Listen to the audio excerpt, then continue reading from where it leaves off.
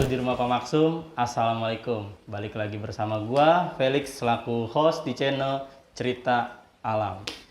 Di pertemuan kali ini kita kedatangan seorang narasumber yang mungkin berbeda dari narasumber-narasumber sebelumnya. Nah, narasumber kita sekarang seorang yang berkecimpung di suatu lembaga, yaitu lembaga panjat tebing atau wall climbing. Langsung saja Bang Dirga. Apa kabar Bang Dirga? Sehat, alhamdulillah. Alhamdulillah. Silakan Bang Dirga disapa teman-teman kita. Halo teman-teman Cerita Alam. Mudah-mudahan sehat selalu ya. Berarti Bang Dirga dipanggilnya Bang Dirga aja nih? Dirga. Atau mau ada panggilan lain yang teman-teman mau panggil juga? Jadi kalau nama itu kan Dirgantara Kusuma. Iya. Cuman kalau familiarnya di dunia teman-teman panjat, circle panjat tebing tuh dipanggilnya Dirga. Dirga. Tapi kalau di organisasi asal dikenalnya Agan. Bang Agan, berarti kalau di secret nama lapangannya Bang Agan? Agan. Oke, Bang Agan. Berarti bisa dipanggil Bang Dirga, bisa dipanggil Bang Agan. Iya. Tergantung di mana tempatnya Iya, berarti. benar. Kalau ketemunya di Panjat. berarti Dirga. Bang Dirga. Iya. Kalau ketemu di secret Bang Agan. Nah, berarti anak Marpala itu. Benar, iya. Kalau ketemu di tengah-tengah berarti Bang Agir. Agan Dirga. Oke, langsung aja nih Bang Dirga ini berarti sekarang kesibukan apa, Bang? Alhamdulillah saya sebagai aparatur sipil negara di salah satu kementerian yang baru dibentuk, Kementerian Kebudayaan. Kementerian Itu Kebudayaan. pecahan dari Kementerian Pendidikan, Kebudayaan, Riset dan Teknologi. Kan udah dibagi 3 kan. Udah berapa lama, Bang? Masuk dari 2017. 2017 dibentuknya? Kebudnya nih, Kementerian Kebudayaan ini baru pas pemerintahan Prabowo. Jadi ini kementerian pertama. Oh, baru berarti. Kementerian Belum ada Kebudayaan. 3 bulan. Dari dilantiknya lah dari November udah Oh, lah, udah, udah berarti udah ya? 5 bulan 6 Oh, berarti udah hampir setengah tahun ya. hampir 1 semester. Oke, sip. Selain itu di mana lagi, Bang, kesibukan?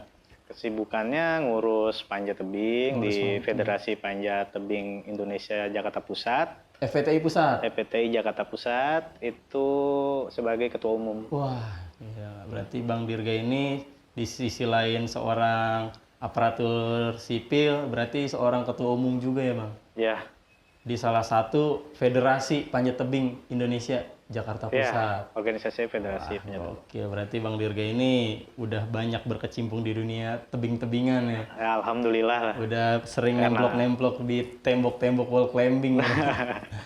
Jadi karena basicnya kan anggota Mapala kan.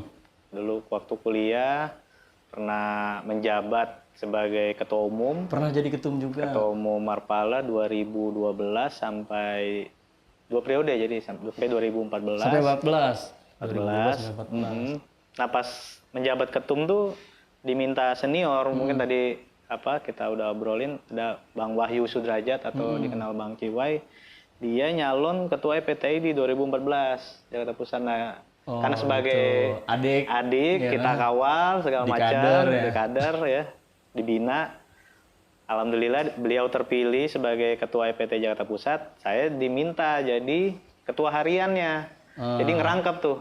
Oh, ada ketum, ada ketua harian, beda lagi. Strukturnya kalau di struktur EPTI itu ada ketua umum, ketua harian, lalu ada sekretaris umum, bendahara, dan bidang-bidang lainnya, bidang kompetisi, bidang binpres. Berarti banyak strukturalnya. Banyak, kepengurusannya itu banyak. Nah, di 2014 tuh adalah awal mula mengurus panjat tebing di organisasi Federasi Panjat Tebing. Oke, berarti Tadinya hanya aktivitas olahraga alam bebas saja kan, karena Mapala ya manjat-manjat tuh ya sebagai latihan bagian biasa. dari kegiatannya Mapala aja tadinya, belum sampai ngurusin federasi. Karena kan kalau udah federasi itu bicaranya prestasi, bicaranya pembinaan, bicaranya pemasyarakatan olahraga. Luas berarti itu, Bang. 2014. Oke, 2014. Jadi pertama kali menjadi pengurus EPT itu di 2014. Nah, sampai 2018. Dan sekarang menjadi ketua umum. Ketua umum di tahun 2024 sampai nanti 2028. Oh, berarti Jadi 4 tahun. agak jeda juga tuh satu periode itu. Dari 18 sampai 2024 2024 kemarin karena fokus kerja, Berarti istirahat dulu. Ternyata Ngumpulin tenaga. teman-teman panjat meminta untuk ayo dong kita ngurus lagi nih federasi. Berarti diajak lagi. Diajak lagi karena mungkin dulunya kan di pengurusan Bangwe kita banyak prestasi lah, maksudnya banyak rekam jejak positif yang akhirnya kita diajak kembali. Nah, bicara soal rock climbing atau panjat tebing, mungkin di sini teman-teman yang nonton di berbagai lintas nih Bang. Nggak hanya pecinta alam, bukan hanya komunitas, bukan hanya Mapala atau Sispala gitu. Mungkin ada teman-teman yang umum yang asing, apa sih itu rock climbing gitu kan? Apa sih itu wall climbing? Nah, mungkin Bang Dirga bisa ngejelasin nih secara garis besarnya biar teman-teman pun bisa ngerti lah. Sip. Gitu. Jadi panjat tebing ini udah menjadi olahraga olimpik. Olahraga yang dipertandingkan secara internasional. Kita olahraga yang populer. Kenapa? Karena Indonesia kemarin di Olimpiade Paris 2024 berhasil membawa medali emas. Juara satu di kategori speed. Nanti lebih dalam lagi ya apa namanya nomor-nomor kategori perlombaan. Tapi kita menang di kategori speed. Itu kemarin juga memecahkan rekor kecepatan tuh. Jadi Indonesia olahraga panjat tebingnya itu populer, cuma tidak digemari. Jadi kita kalau asing secara mungkin. jadi yang tadi host sampaikan ya nggak banyak yang tahu tentang panjat karena asing karena cuma kelompok tertentu aja yang mengenal atau yang terlanjur kecebur. Bener. Jadi di keasikan terusin gitu. Nah, jadi panjat tebing ini olahraga masuk dalam kategori olahraga ekstrim. Termasuk olahraga ekstrim. Olahraga ekstrim. Kita olahraga ekstrim, juga olahraga rekreasi juga masuk. Tapi lebih dominan olahraga ekstrim, makanya tidak banyak digemari masyarakat. Karena resikonya juga karena tinggi. resiko tinggi, terus masyarakat tidak seperti olahraga lain lah yang digemari kayak futsal, bola, bulu tangkis segala macam yang di Indonesia umum, yang umum. Tapi kita unggulan, nah gitu loh. Jadi kita nggak digemari, tapi kita olahraga unggulan di kelas Indonesia. Dunia berarti kan kelas itu? Dunia. Kelas dunia nomor 1. Rekor muri. Rekor. Memecahkan rekor kemarin si Leonard itu. Memang. Jadi panjat tebing itu para orang yang terlibat ya, baik itu atlet, pengurusnya segala macam memang sangat profesional, sangat serius ngelolanya. Makanya kita sampai berhasil membawa medali emas di Olimpiade kemarin di Paris. Jadi itu sebagai ajang pembuktian lah bahwa olahraga panjat tebing itu sebenarnya bisa kita lebih kuatkan lagi. Bisa berkarir lah di situ. Memang selama ini olahraga panjat tebing pasarnya atau yang tertarik di dalamnya itu rata-rata yang backgroundnya pencinta alam, rata-rata. Karena wadahnya mungkin di situ ya. Karena baru kenal panjat tebing ketika orang di Mapala. Masuk Mapala, kebanyakan. Selama ini terbangun ini adalah ketika orang masuk Mapala baru mulai nyoba-nyoba panjat segala macam. Nah, orang yang nyoba-nyoba inilah kira bablasan, kecebur yang tadi jadi kecebur. Ternyata asik juga ya panjat. Nah, belum sampai masyarakat secara umum. Benar. Beda halnya sama bola emang. Beda. Mungkin anak kecil dari kecil udah ngerti main bola, caranya ditendang gitu kan. Tapi menariknya dalam perkembangannya sekarang panjat tebing tuh akan menuju sana. Menuju olahraga yang nanti akan digemari. Populer. Pertama, kita secara pembuktian sudah mampu ya membuktikan di mata dunia Indonesia itu unggul di olahraga panjat ya. Terus indikatornya akan menjadi olahraga populer, olahraga yang digemari. Sekarang tuh udah mulai banyak orang ngebangun gym. Wah, mulai dari gym. Gym panjat. Makanya sekarang di mall-mall tuh udah mulai tuh. Boulder. Ya, boulder. Ada yang top rope juga, ada segala macem. Dan itu para pesertanya atau yang mengikuti gym-gym itu justru yang tidak punya latar belakang pencinta alam. Umum. Jadi masyarakat umum yang mulai tertarik dan mungkin tujuannya olahraga juga. atau ada tujuan pengen berkarir jadi Mungkin atlet. penasaran pas ke mall apa sih itu, gimana cara mainnya? Di sebelah kantor gue tuh ada FX ya. FX Sudirman. FX Sudirman itu ada salah satu gym besar Indo Climbing. Nah itu setiap gue lihat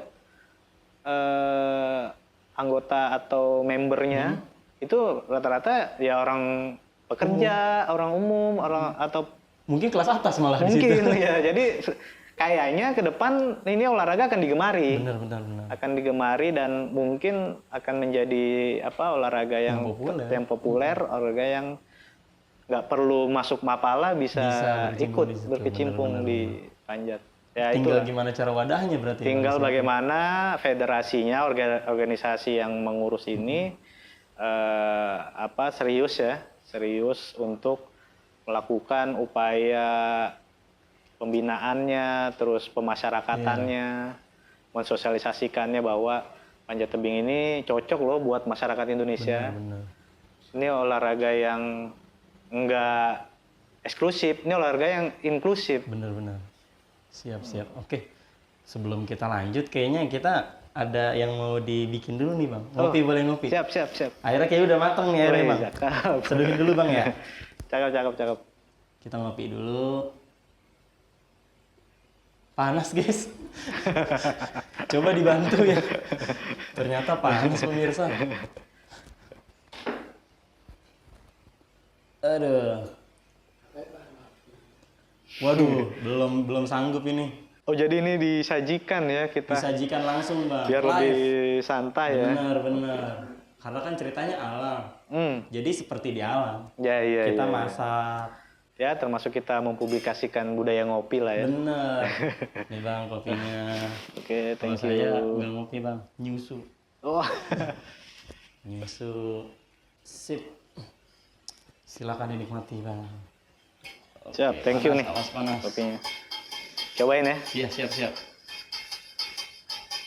Jadi kita ngopi dulu ya, pemirsa. Karena obrolan ini panjang, biar sama-sama nikmatin yang nonton juga. Jangan lupa siapkan kopinya, cemilannya. Jadi kita sama-sama ngopi. Kita berbicara enak, teman-teman nontonnya enak. Ya, Bang. benar. Gitu. Oke, sip. Kita lanjut lagi. Berbicara soal rock climbing, berbicara soal panjat tebing nih, rock climbing. Kalau boleh tahu nih, Bang Dirga awal kepikiran, kayaknya ini tempat yang pas nih buat buat gua gitu. Oke. Kayaknya gua berminat di sini. Itu awalnya kenapa Bang? Atau ada sosok inspiratif kah? Atau memang merasa cocok sama kegiatannya? Kira-kira dari mana tuh Bang? Ya, karena gue kategori orang yang terjebak sebenarnya. Terjebak. Masuk Mapala kan niatnya naik gunung. Pasti itu mayoritas anak Mapala masuk. Bukan karena cewek? Ya bisa salah satu. Pasti ingin naik gunung. Kita orientasinya pasti gunung ya, gunung hutan. Ternyata pas sudah masuk, Mapala nggak cuma gunung hutan, dia banyak olahraga. Olahraga ekstrim di dalamnya tuh kayak panjat tebing, arung jeram, terus caving, olahraga lain lah kayak orienteering segala macem kan. Nah, karena gua anggota Mapala, gua dipaksa untuk ngikuti semua divisi yang ada di Mapala gua saat itu ya. Semua divisi apa ya. aja tuh? Gunung hutannya dipaksa, kita harus bisa SAR, bisa nafdar ya kan, harus bisa survival segala macam. Terus di panjat ya minimal teknik dasar manjat segala macam, mengenal apa-apa aja alat-alat keamanan di panjat, mulai dari alat, simpul tuh kan, itu materi wajib tuh pasti tuh buat anggota-anggota muda tuh. Materi dasar tuh. Ya terus caving juga gitu itu kan kegiatan yang asing banget buat orang umum ya. Bener. Tapi karena gua dipaksa, gua menyelami semua, ternyata asik ya. Selain gunung hutan ada aktivitas lain yang keren-keren nih. Nah, di antara keren-keren dan ekstrim itu panjat tebing lah yang membuat gua cocok nih karena Bergejolak. ya olahraga panjat tebing itu adalah olahraga yang mengandalkan semua otot dalam tubuh. Benar. Orang kalau biasa manjat naik gunung tuh lari-larian juga santai karena ototnya udah terbentuk Aktif ya, otot aktif aktif. keras ya. Ya intinya kapasitas ototnya pasti lebih dibanding olahraga lain karena panjat tebing itu mengandalkan semua otot, baik kaki, tangan sampai otak sekalipun kan. Otot-otot. Iya, kan kita mikir. Oh iya benar. Mikirnya. Karena kalau nggak mikir nggak bisa kita pecahkan. Jadi Benar, nggak cuma asal naik. nggak berarti ya? asal naik. Nah disitulah gue kenal panjat tebing itu ternyata naik panjat tebing nggak hanya di tebing ya, ada di wall climbing dan jenis-jenisnya banyak. Kategorinya tadi? Kategorinya ada bouldering, ada lead itu tingkat kesulitan, terus ada speed. Speed dulu ada speed relay, ada speed world record, Banyak PR juga ya. jenisnya. Itu pas gua menyelami atau mengikuti aktivitas panjat baru paham tuh, panjat tebing tuh luas ya ternyata. Kita nggak cuma ngelihat tebing di daerah mana gitu, misalkan kalau di sini terdekat kan Kelapa Nunggal, Tajur gitu ya. Gak cuman itu doang panjat tebing itu sebenarnya banyak kompleks lah, banyak cabangnya, bisa jadi olahraga tadi yang kecepatan, bisa olahraga kesulitan ya kan segala macam. Nah di situ gue mulai tertarik. Yang pasti yang menginspirasi gue ya senior gue tadi Bang Wahyu itu. Siapa tuh? Ya Bang Ciwai ya. Dia termasuk tokoh Mapala Jakarta yang populer lah pada zamannya, ya inspiratif karena dia sebenarnya anak air, anak ajar, Terus tapi pindah. dia paham panjat. Nah itu sakti. Anak aja. Dia Itu orang areng jeram ya. Terus bukan pindah, tapi ngerti Tapi juga ngerti panjat. dalam Bahkan jadi pengurus di federasi ya udah. Luar Ini sosok yang menginspirasi gue lah saat itu karena gue juga ketum, backup senior juga yang kebetulan dia manahi jadi pengurus EPTI segala macem. Ya udah di situ gue dalami. Dan yang bikin menariknya adalah di federasi panjat tebing itu tidak bicara tentang diri sendiri atau organisasi kita nih. Kita bicara yang lebih luas. Kenapa? Karena kalau di federasi bicaranya prestasi kan. Betul. Ukurannya, lu ngurus organisasi federasi panjat tebing, pasti target lu adalah bagaimana lu punya prestasi. Benar. Nah, prestasi ini apa? Prestasi yang dihasilkan oleh atlet-atlet yang kita bina. Kader atlet berarti. Atlet ini berbagai macam kelompok umur nih. Ada yang dari yacht, ada yacht yang muda, maksudnya dari SD, SMP. Ada kelas-kelasnya ya ada yacht A, yacht D, yacht C, yacht B, yacht A, ada umum segala macam. Nah, di situ gue pun pernah punya rasa kepuasan sendiri karena ketika gue ngurus Federasi Panjat Tebing di 2014 itu kan banyak atlet-atlet yang tadi yang kategorinya youth ya dari SD atau SMP itu. Kalau anak ini berprestasi sampai bisa dapat medali di setiap kejuaraan, dia bisa masuk sekolah jalur prestasi. Oh, gitu. Ya kan? Jadi medali yang dia dapat dari hasil latihannya itu juga bisa berguna untuk pendidikannya. Itu gue merasa kayak punya kepuasan, kebanggaan.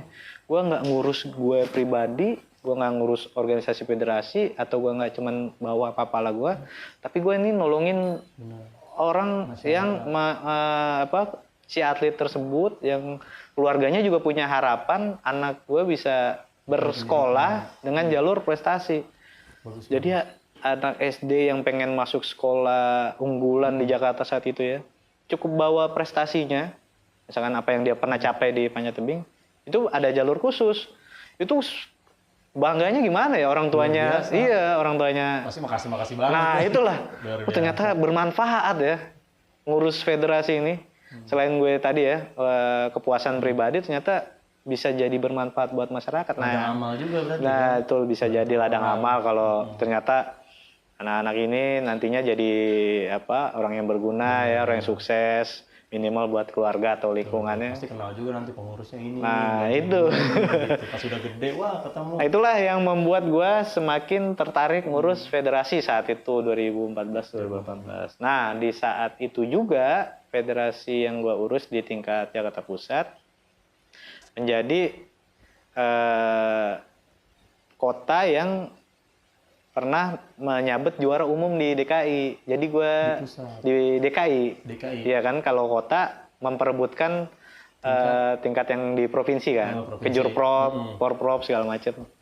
Nah saat itu waktu kita ngurus EPT Jakarta Pusat yang gue urus sama Bang Wai, kita berhasil menyabet juara umum.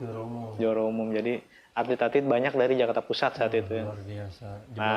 Jebolannya banyak. Jadi itulah pengalaman gua ya di dunia panjat awal-awal. Dan ternyata ngurus panjat tadi nggak perlu kita harus jadi atlet hebat.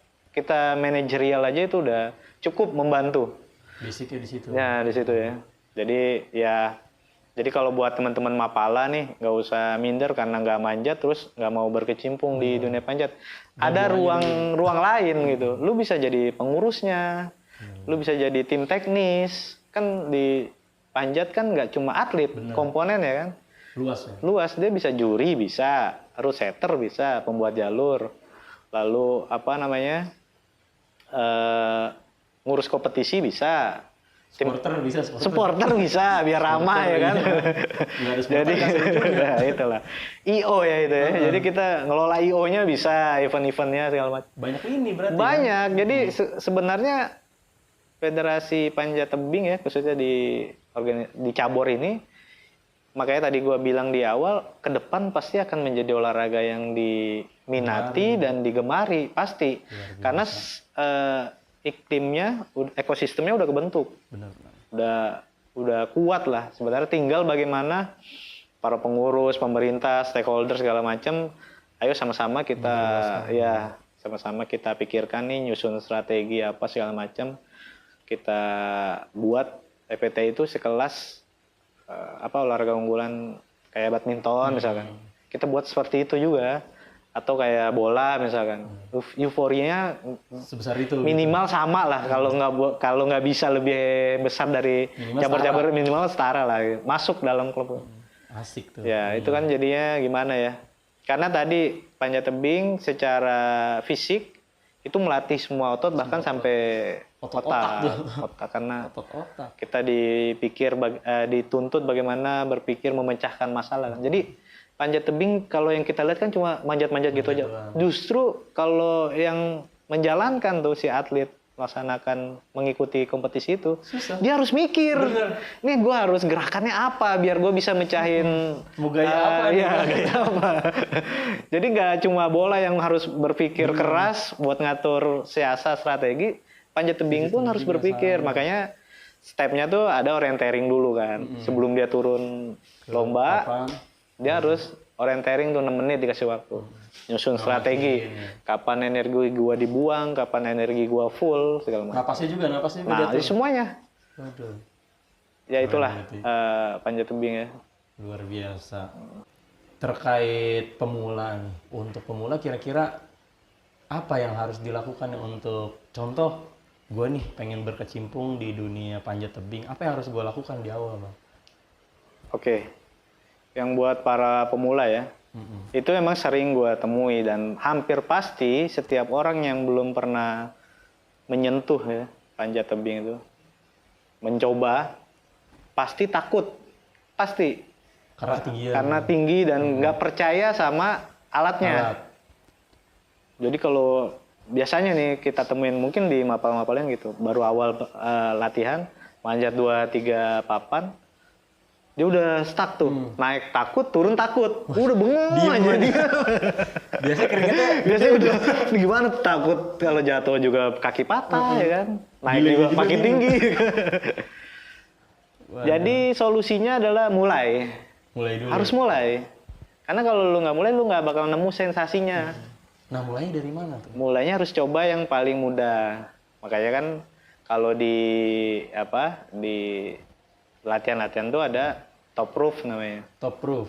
Top roof tuh ya talinya udah kita siapin, lu nggak Berarti perlu udah kepasang tuh. udah kepasang. Jadi tergantung belayernya, kalau dia memang punya kompetensi pasti aman lah. Sama pastikan segala macam sesuai safety prosedur ya. Mulai aja, mulai dan yakinkan diri aman nih yang gua ini. Karena kalau lu nggak mulai dan udah langsung takut dari awal, ya nggak akan bisa. Benar-benar. Jadi olahraga ini harus dimulai. Caranya adalah kita harus memulainya dulu. Balik lagi kalimat mulai. Mulai. Tapi gue juga pernah dengar cerita, pas lu mulai lu harus percaya sama alat dan Nah belayer. itu. Karena kalau lu nggak percaya sama alat sama belayer, lu nggak bakal gerak. Mulai tapi nggak gerak tuh. Iya. Bener nggak tuh, Bang? Biasanya kalau buat pemula dicontohi dulu. contohin. Biasanya ya. Misalkan lau bener-bener belum pernah manjat nih. Pasti gue sebagai yang ngajak akan meminta teman-teman gue atau atlet yang rekan-rekan gue pro untuk ngasih contoh. Ngasih contoh. Jadi seenggaknya, oh iya itu tali karmantel yang cuman berapa diameter itu ternyata emang bisa nahan beban gue ya gitu kan. Jadi ada Percaya diri. percaya lah, oh percaya ini aman gitu.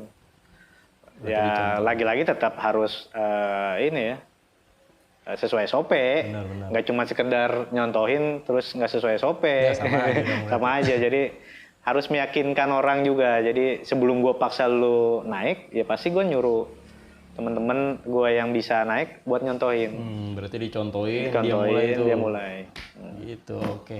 Nah, kalau kita balik ke cerita mulai panjat tebing nih, mungkin ada hal-hal yang membuat orang takut terkait nanti gue jatuh. Gue juga pernah cerita orang pernah jatuh. Nah, dari versi Bang Dirga tersendiri punya nggak cerita bahwa orang lagi latihan atau lagi kompetisi jatuh gitu? Nih agak berat jadi gue sambil ngerokok dulu Iya ya. Bang, bener, biar santai nih, kayaknya agak dalam nih ceritanya, serem. Agak seru ini. Biar buat jadi pembelajaran biar nggak tujuannya ya. tegang juga kan nanti yang nonton. Bener. Malah jadi takut. Iya. Bukan. Tujuannya buat pembelajaran, bukan buat nakut-nakutin, biar insiden serupa tidak terjadi lagi, tujuannya itu gitu. Ya, jadi seperti cerita gua di awal bahwa ini olahraga panjat tebing ini masuk olahraga ekstrim, Ekstrim. resiko tinggi. Makanya selain kita punya kemampuan, kita harus pastikan alat-alatnya itu memang sesuai standar Safety. safety. Yang sesuai safety, yang punya kompetensi atau sertifikat segala macam aja masih mengalami musibah gitu. Gue sebut musibah lah. Karena nggak ada orang yang pengen olahraga kena musibah ya. Nggak ada itu. Pasti musibah, entah itu human error atau memang ada faktor lain ya. Pengalaman gua pribadi aja ya, di selama gua berkecimpung di panjat, itu biasanya sering human error. Sering human error. Karena lalai biasanya atau bercanda. Biasanya itu ya, lalai lah masuknya ya. Jadi di organisasi gua Marpala UBK itu pernah juga ada korban. Oh, pernah juga. Pernah korban. Di kampus berarti. Di Kebun Jahe. Oh, lagi main di wall climbingnya FPTI ya. Lagi main. Itu gua nggak ada di tempat. Cuman karena memang ada jadwal rutin latihan, dia latihan sama angkatannya main. Sama beberapa mapala lain juga gabung gitu ya. Biasa kan mapala emang suka gabung-gabung main bareng kan. Singkat cerita ada eksiden, jatuh. Nggak tinggi sih, paling baru sekitar 5 atau 6 meter. 5 meter tinggi Bang. Nah, kan kalau full papan tuh 15 kan, 15 sampai 7. Ini masih sepertiganya lah. Pas gua telusuri, ternyata faktor human error yang belayernya kurang aware, kurang sadar bahwa nyawa si pemanjat tuh ada di dia. Ada di dia. Ya kan? Jadi dia niatnya bercanda, malah fatal. Jatuh lah. Itu ada junior gua, kakinya patah di paha nih. Iya, salah. Jadi berarti kesalahan utama di belayernya. Dia di humannya ya, di tim teknisnya. Jadi patah di tulang paha. Itu ya lama, hampir setahun. Luar biasa. Itu yang di lingkungan gua ya. Tapi sebenarnya eksiden kecelakaan di panjat tuh banyak. Dan memang belum ada yang mendata ya secara komprehensif ya. Siapa korbannya, kejadiannya seperti apa itu belum ada. Sepengetahuan gue belum ada yang meriset itu. Tapi banyak.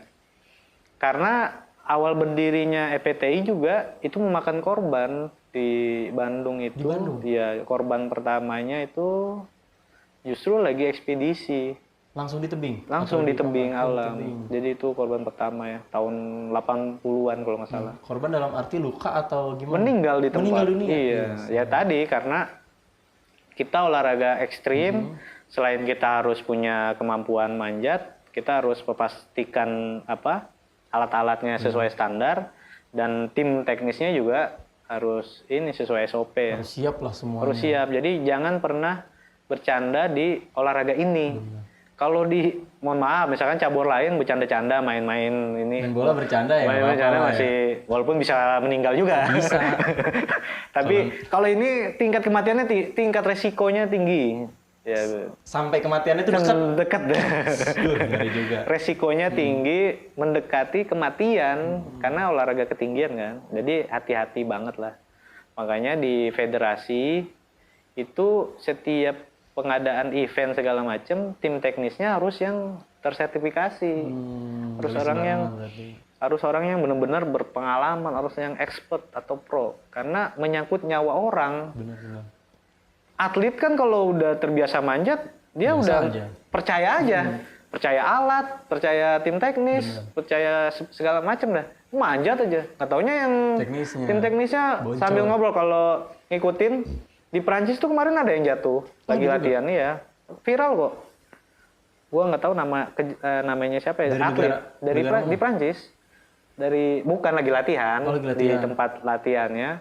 Jadi ilustrasinya tuh belayer lagi ngebelay atlet. Terus ada temannya belayer datang nyamperin ngobrol. Iya. Dia ngulur, Yang ngulur, naik-naik, ya, yang ngobrol. atlet kan percaya aja kan. Bener. Si pemanjatnya percaya aja kalau ini sesuai prosedur gitu.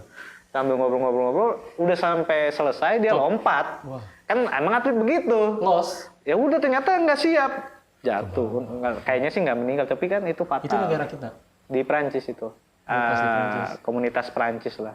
Oh, berarti negara sana? Negara sana ya. Negara sana. Waduh, luar biasa. Padahal itu juga salah satu negara pemerakarsa ya. Prancis, Jerman itu kan negara-negara yang memulai pertama olahraga. Tapi tidak melihat itulah, artinya manajemen resiko tuh perlulah buat dipahami oleh setiap insan panjat ya. Ya atletnya juga walaupun percaya harus pastikan lagi. Misalkan, bang, gue mau manjat, safety ya misalkan, atau kasih pesan apalah ke belayernya. Biasanya ada kalimat tuh, belay on, Ya. on belay, kan gitu. Yang kayak gitu-gitu aja kita kadang masih error ya. Nah, intinya ini olahraga ekstrim, walaupun banyak perkembangan kemajuan teknologi yang meminimalisir resiko, tapi tetap harus antisipasi lah. Apalagi itu kan baru yang olahraga yang sportnya ya.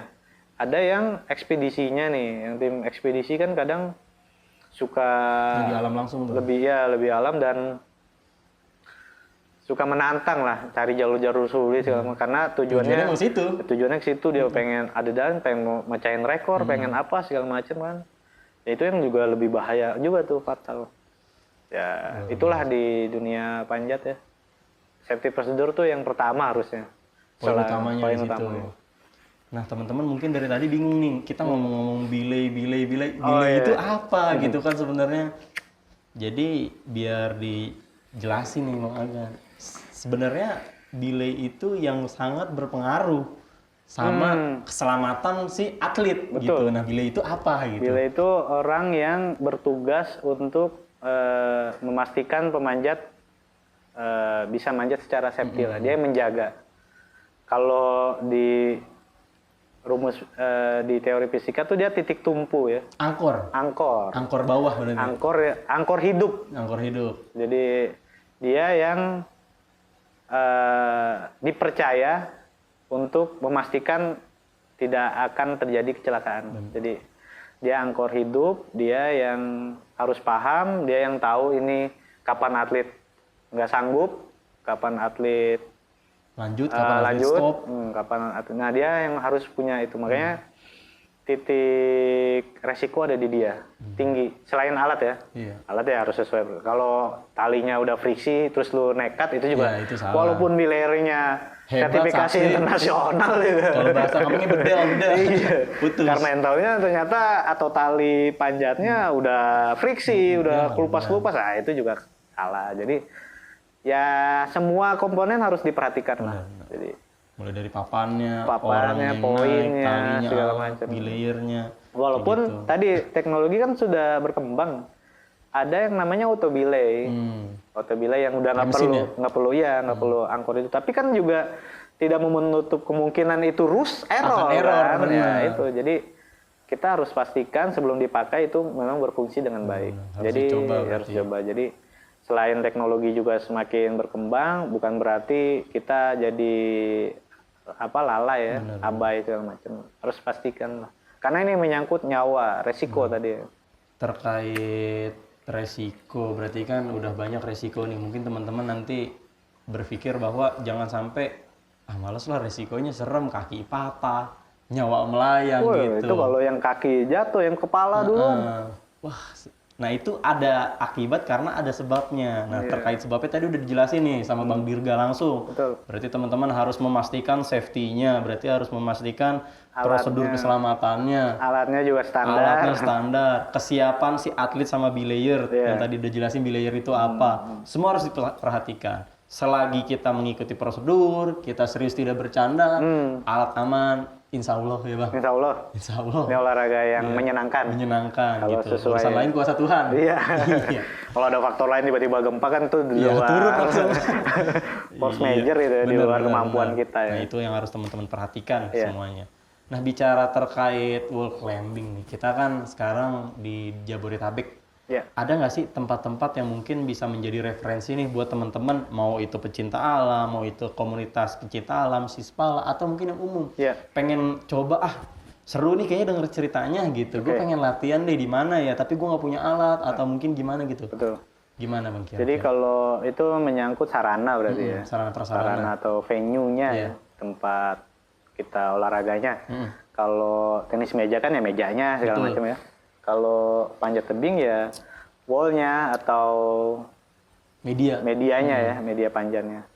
Itu sekarang sudah mulai banyak yang ngebangun, baik itu swasta, industri, komersil maksudnya, atau pemerintah, bahkan sampai ke satuan pendidikan, kampus, sekolah. Jadi sebenarnya ekosistem kita udah kuat ya, jadi banyak didukung tadi. Di swasta ini udah mulai menjamur orang buat gym yang komersil tadi, yang berbayar.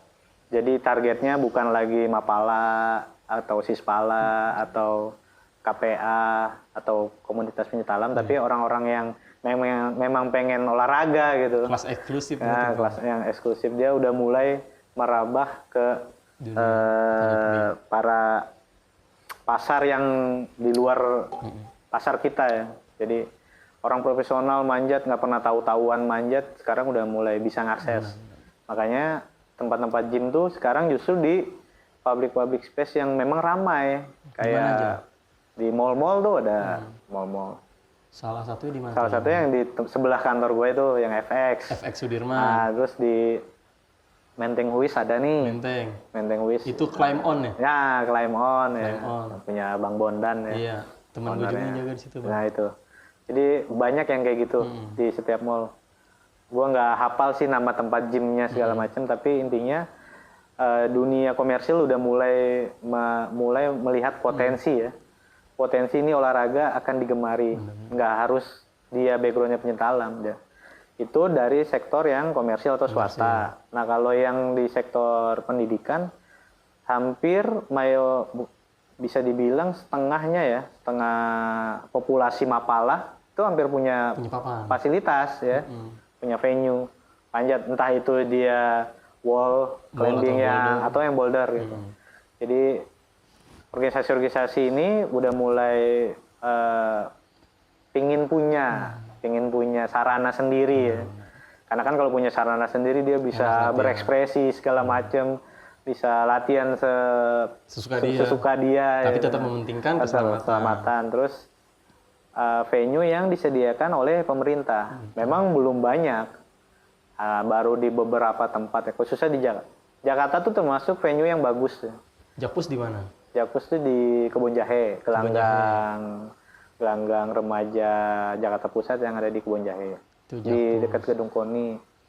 Kalau Jakarta Timur itu ada di Ciracas, Gelanggang, sama di JGC nih, Jakarta Garden City, Cakung. Oh, Cakung. Ya, itu yang besarnya lah.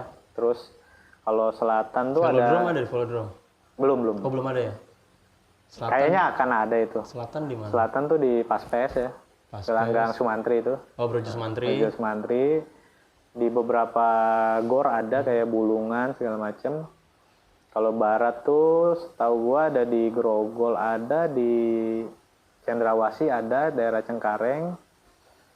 Utara itu di Rawabadak ya kalau nggak salah. Rawabadak. Pokoknya di setiap gor tuh ada kayaknya. Cuma belum banyak. Kalau yang punya pemerintah itu belum banyak. Belum sebanyak cabur-cabur lain lah sarananya, karena memang mahal membangun itu ya. Jadi itu yang cabur yang buatan ya. Kalau buat di tebing alam di Jabodetabek itu biasanya kita main di Tajur. Bo, berarti kebanyakan di Bo ya doang. Apa? Jaknya nggak ada. Jakarta tebing apa? Iya, nggak ada tebing, berarti Bo doang. Bo, Bek, berarti Bek juga, ada Karawang. Ya, Purwakarta ya. Purwakarta, Karawang. Bogor sih yang lebih banyak ya. Ada Tajur, ada Kelapa Nunggal, ada Ciampea gitu. Jadi banyak. Kalau banyak fasilitas. Agak ke arah timur lagi sana, Citata, Bandung.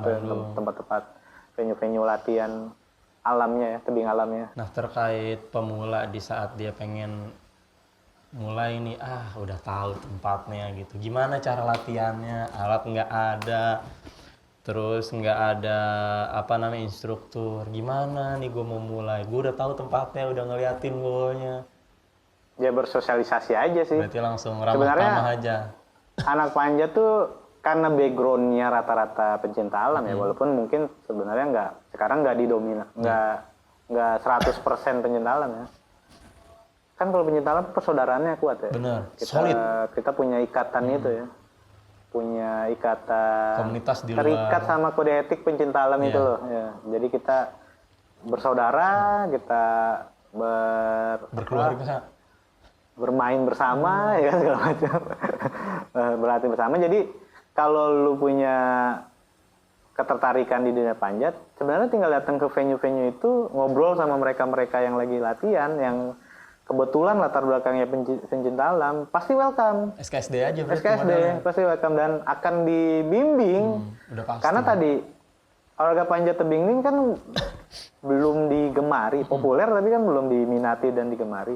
Kita pengen masyarakat tuh asik gitu. Inklusif. Benar. Kita lebih pengen ya udah ayo datang latihan bareng gitu. Nggak bakal norok lu siapa? Nggak bisa. Nggak. Siapa ya?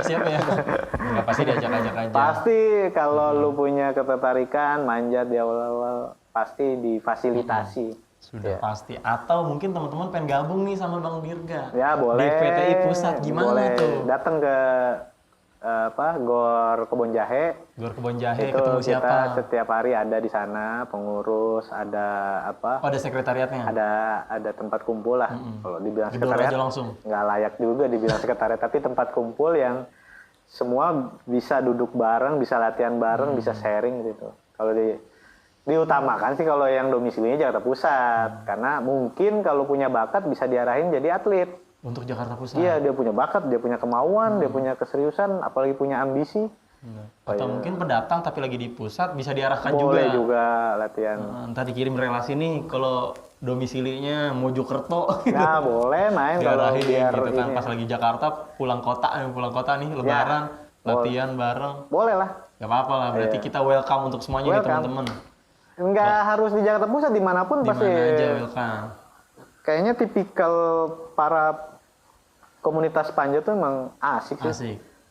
Benar. Ya sepengalaman host aja deh, Bener gimana? banget. Asik sih. Pasti. Kemana aja yang penting modal bacot sih. Iya, modal bacot, Ngerokok SKSD. sebungkus. Nah, Bang, gimana? ngerokok. Nyambung. Nanya-nanya ini gimana, pasti mau coba. Coba silakan. Gitu kan. Benar, tapi berhubung narasumber kita di Japus kan ya. Ya boleh. Silakan diramaikan gitu buat teman-teman semua. Nah, terkait sosok inspiratif nih dari Bang Dirga tersendiri saat ini yang menjadi tokoh yang menurut Bang Dirga bisa teman-teman ikutin juga nih, mulai dari personalnya atau tekniknya atau jam terbangnya atau karirnya, siapa sih Bang? Karena kebetulan di EPT ini kan gua nggak berkarir di atletnya ya, tapi berkarir di tata kelolanya ya, manajerialnya lah, pengelola. Jadi gue punya figur yang sangat menginspirasi gue. Mungkin anak-anak Jakarta juga tahu, itu namanya Kang Kukuy. Kang Kukuy. Abah, Jakarta tapi Kang ya? Abah Kukuy karena dia dari Bandung. Oh, dari Bandung. Dia Mapala Mustopo. Mapala Mustopo apa ya? Apa ada yang tahu nggak teman-teman Mapal Mustopo? Astagfirullah. Kampus itu kampus Mustopo kan? Iya. Ya sebut saja itulah. Nanti kalau teman-teman tahu bantu di komen aja biar kita juga inget ya. Tahu itu anggota klub gua, jangan sampai gua lupa. Bahaya, apalagi kalau nonton nih. Mapala Mustopo.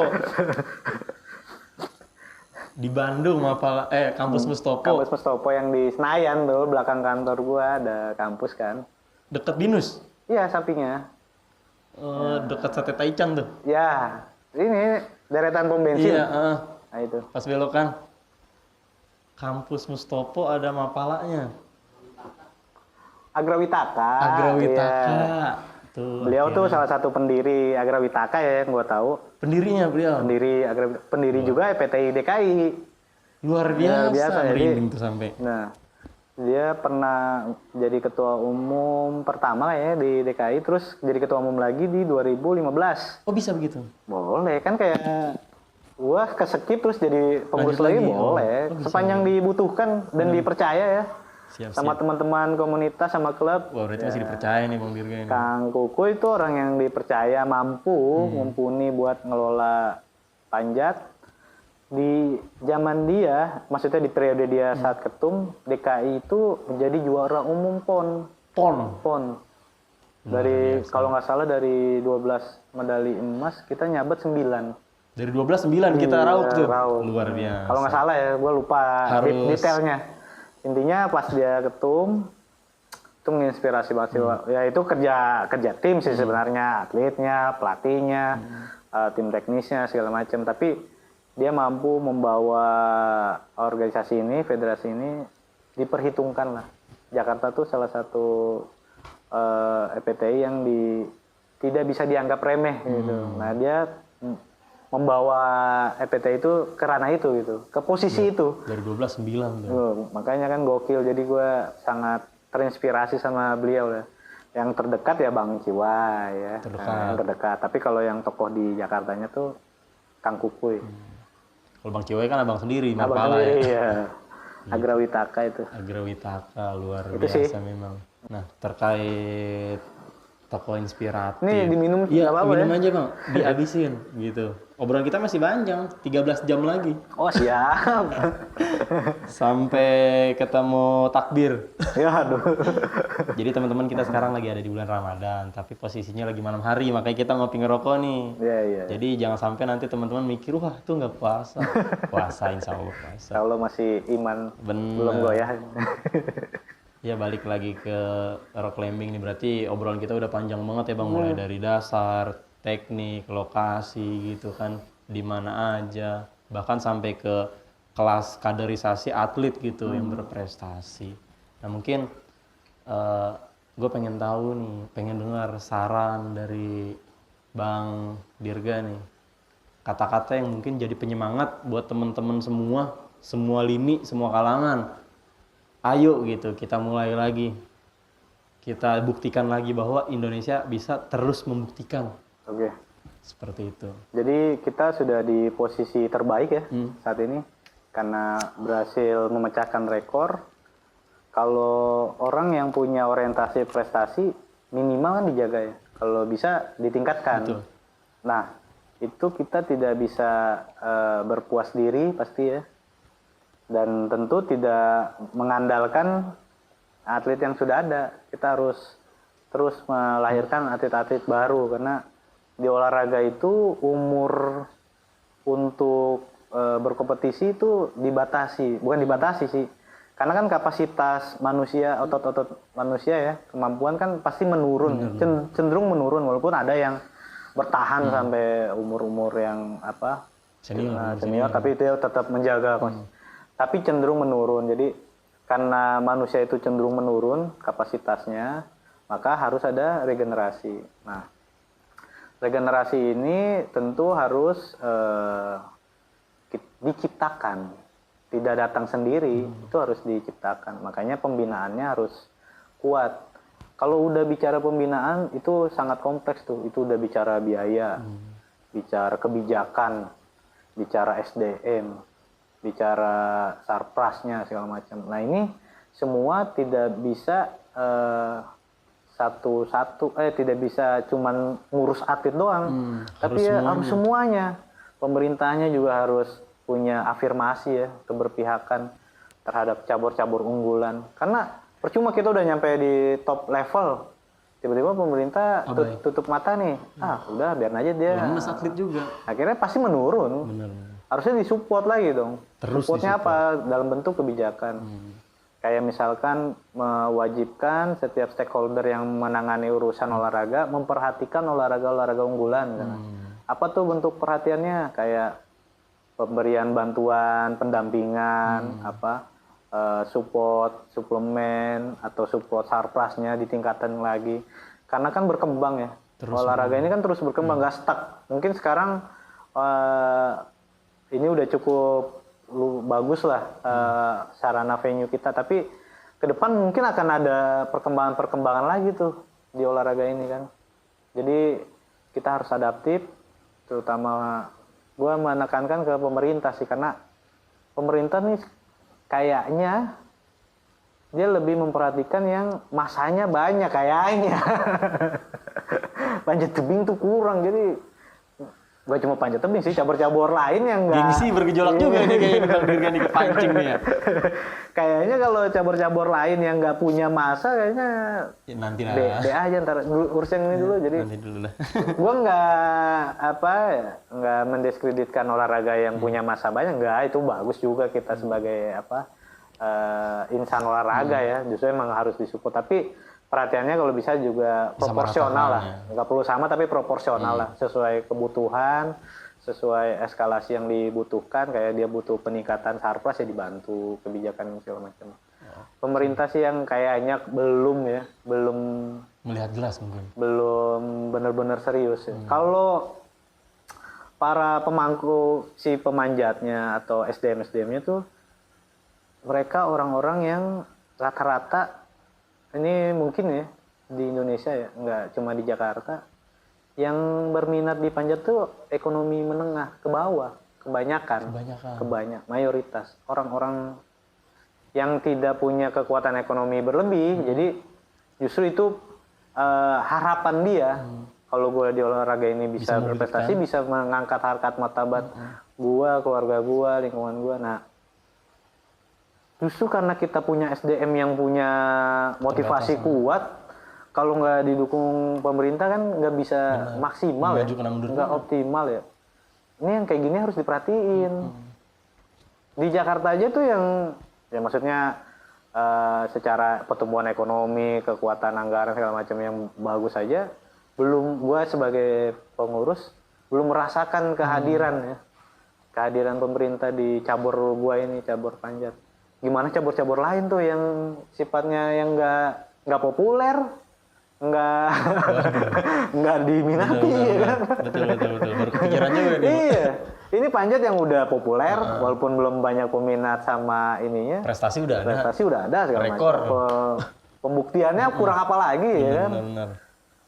Ya untungnya para pengurus ya dari tingkat nasional sampai tingkat kota tuh karena hobinya di situ, jadi dia mengurusnya juga serius.